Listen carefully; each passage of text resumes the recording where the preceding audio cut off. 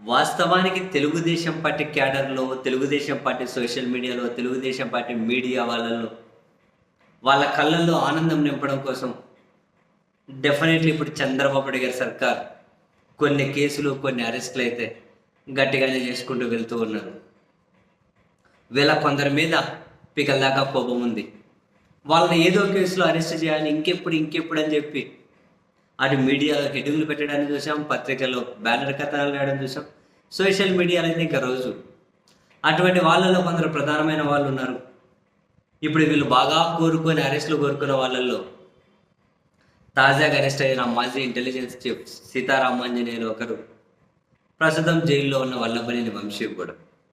అయితే ఇప్పుడు వీళ్ళిద్దరూ కూడా ఒకే జైల్లో ఉండేసరికి టీడీపీ సోషల్ మీడియా వాళ్ళ ఆనందం రెట్టింపైంది. సంబరాలు చేసుకుంటూ ఉన్నారు. ఇద్దరు ఒకే జైల్లో ఉన్నారు. ఇప్పుడు అందరు తాజాగా నిన్న కూడా ఒకరికొకరు ఇద్దరు ఎదురొచ్చే పరిస్థితి. ఈ జత్వానీ కేసులో మాజీ ఇంటెలిజెన్స్ చీఫ్ సీతారామాంజనేయులను అరెస్ట్ చేశారు కదా. ఆ తర్వాత ఆయన మరికొన్ని కేసుల్లో కూడా అలాగే పీటీ వ్యారెంట్ కింద తీసుకునే ప్రయత్నాలు జరుగుతున్నాయి. రఘురామకృష్ణంరాజు గారి కేసులో ఆయన ఏదో విచారించాలని. అండ్ ఈ జత్వానీ కేసుకు సంబంధించి రిమాండ్ కోసం విజయవాడ కోర్టుకు వచ్చినప్పుడు రిమాండ్ ముగిసి వల్లభనేని వంశీ కూడా అక్కడికి వచ్చారు. తర్వాత ఇద్దరు విజయవాడ జైలుకి వెళ్ళారు. ఇద్దరు ఒకే జైల్లో ఉన్నారు. బట్ వీళ్ళకి సెక్యూరిటీ కారణాలు, భద్రతా కారణాల చేత ఒక్కొక్కరికి ఒక సపరేట్ సెల్ ఇచ్చారనుకోండి.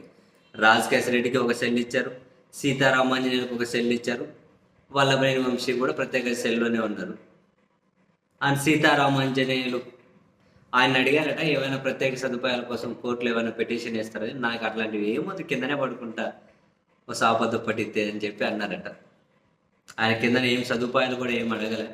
బట్ పూజ చేసుకునే అలవాటు ఉంటుంది నాకు, ఆ పూజ సామాన్లు మాత్రం తీసుకెళ్తే అలో చేయండి ఏమంటే, మరి ఉన్నతాధికారులు ఏమో దాని మీద మాట్లాడుతున్నారట. మరి కోర్టు పర్మిషన్ కావాలంటారు, వీళ్ళు అలో చేస్తారో తెలియదు.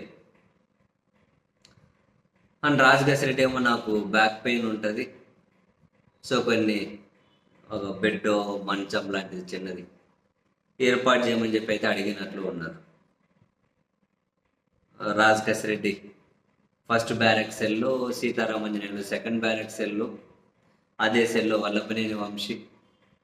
సరేలే, ఏం చేసినా ఏం చేయకపోయినా ఈ కేసులు అరెస్టులతోటి ఓవరాల్గా TDP cadre, media, social media వాళ్ళ కళ్ళల్లో ఆనందాన్ని అయితే సర్కార్ నింపుతూ ఉంది. సో ఆనందం నెక్స్ట్ 4 సంవత్సరాలు కూడా నింపుతూ పోతారు. లేకుంటే మధ్యలో ఈ కక్షలు, కార్పణ్యాలు ఇవన్నీ ఇంకా చాలు అని చెప్పి ఆపేసి తదుపరి రాష్ట్ర అభివృద్ధి మీద దృష్టి పెడతారు. చూడాలి మరి.